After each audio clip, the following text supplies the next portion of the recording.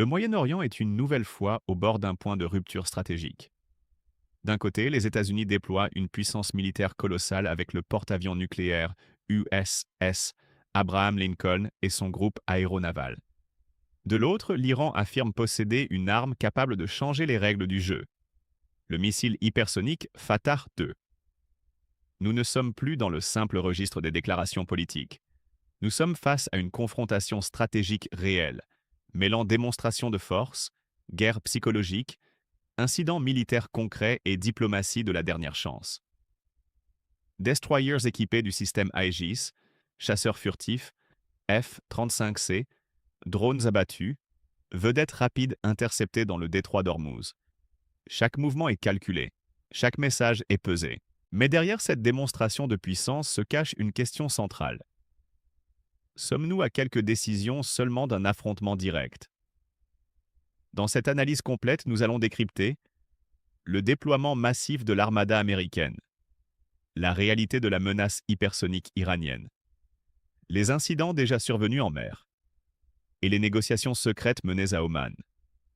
Entre pression militaire maximale et diplomatie fragile, la situation oscille dangereusement entre dissuasion et escalade. Installez-vous confortablement, car ce que nous allons analyser aujourd'hui pourrait redessiner l'équilibre stratégique du Moyen-Orient. Le déploiement d'une armada américaine massive. La tension est montée d'un cran au Moyen-Orient avec le déploiement du porte-avions nucléaire USS Abraham Lincoln par les États-Unis. Ce bâtiment colossal, véritable ville flottante, constitue l'un des instruments de projection de puissance les plus redoutables de la marine américaine. Capable d'embarquer plus de 70 appareils, il symbolise à lui seul la capacité de Washington à intervenir rapidement sur n'importe quel théâtre d'opération. Le porte-avions n'est pas venu seul. Il est escorté par 3 destroyers de classe Harley Burke, équipés du système de combat Aegis Combat System, un bouclier antimissile sophistiqué conçu pour intercepter des menaces balistiques et aériennes. Ce dispositif renforce considérablement la défense du groupe aéronaval face aux missiles iraniens potentiels. À bord du Lincoln, on retrouve des chasseurs F-35C Lightning II, version navalisée du célèbre avion furtif américain. Ces appareils sont accompagnés d'avions de guerre électroniques capables de brouiller les radars ennemis, ainsi que d'avions de surveillance avancés. En complément, des batteries de défense aérienne supplémentaires ont été positionnées en Jordanie et au Qatar afin de verrouiller l'espace aérien régional. Dans ce contexte tendu, l'ancien président Donald Trump a déclaré qu'un second porte-avions pourrait être envoyé si les négociations échouaient. Cette déclaration vise autant à dissuader Téhéran qu'à rassurer les alliés régionaux. Ce déploiement massif ne relève pas seulement d'une stratégie militaire. Il s'inscrit dans une logique de pression diplomatique maximale. Washington cherche à imposer un rapport de force clair avant toute discussion, en démontrant sa capacité de frappe et sa supériorité technologique. Toutefois, cette démonstration de puissance accroît aussi le risque d'escalade accidentelle dans une zone déjà extrêmement sensible, notamment autour du détroit d'Ormuz. La menace iranienne, le missile Fatah 2. Face à cette armada, l'Iran affirme disposer d'une arme capable de renverser l'équilibre stratégique. Le missile hypersonique Fatah 2. Selon Téhéran, ce missile dépasserait Mach 13 et serait doté d'une trajectoire manœuvrable imprévisible, rendant son interception extrêmement difficile.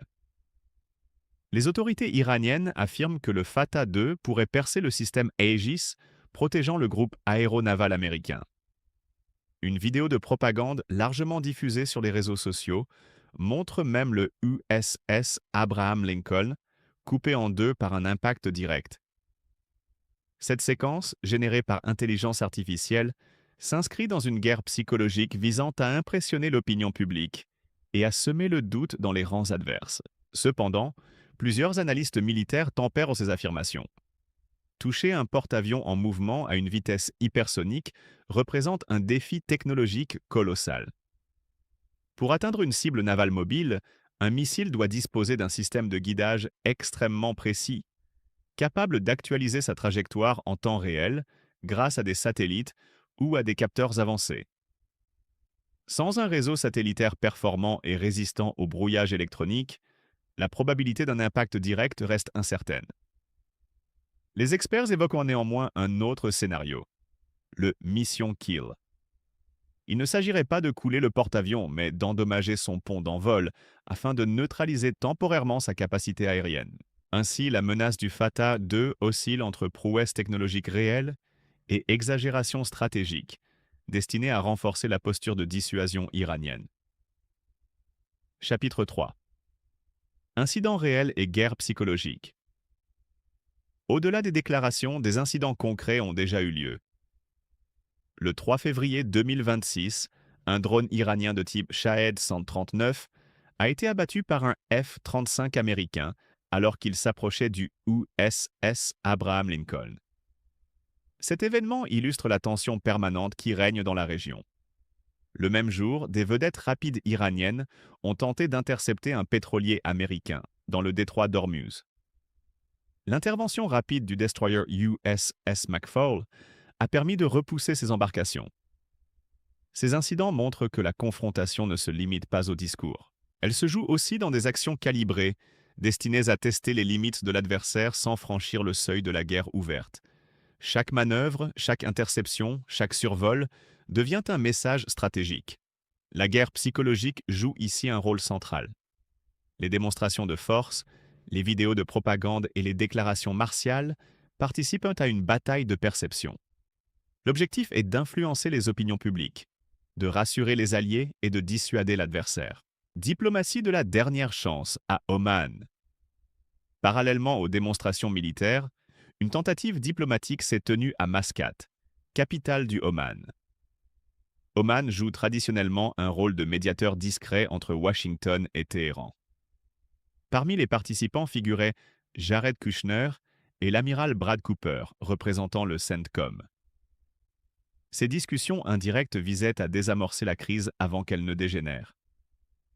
Le principal point de blocage concerne le programme balistique iranien.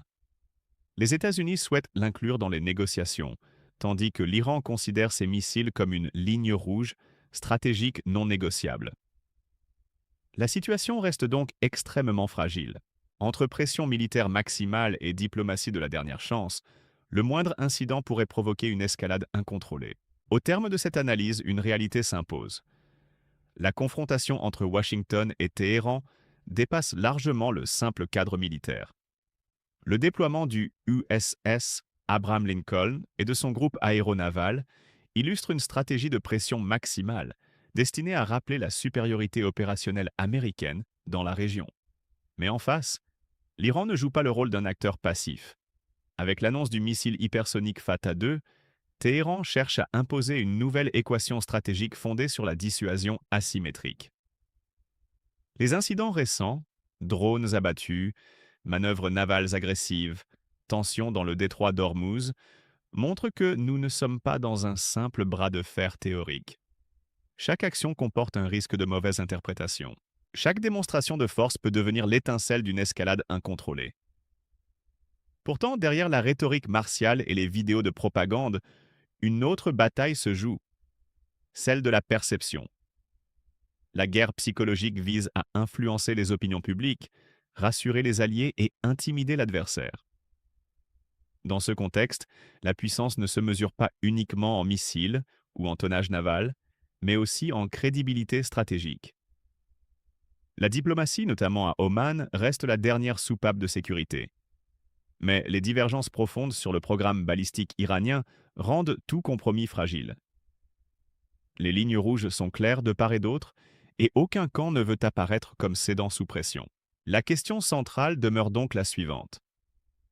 Sommes-nous face à une escalade maîtrisée destinée à renforcer la dissuasion, ou à une dynamique qui pourrait échapper au contrôle des décideurs politiques?